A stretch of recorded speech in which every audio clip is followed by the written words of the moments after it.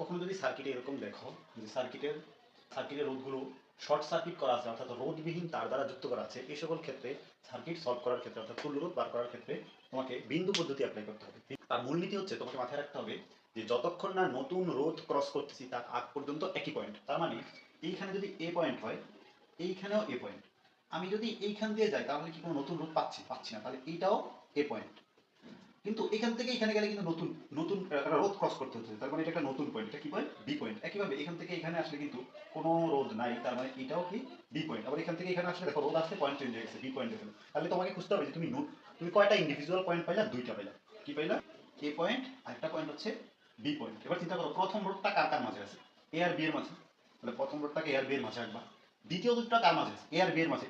তার মানে দ্বিতীয় রোধটাকে এ আর বি এর মাঝে রাখতে হবে। তৃতীয় রোধটাও কি আছে? এ আর বি এর মাঝে আছে। তার মানে তৃতীয় রোধটাও এ আর বি এর মাঝে রাখতে হবে। তার মানে তোমার এই তিনটা রোধ আসলে প্যারালালি আছে।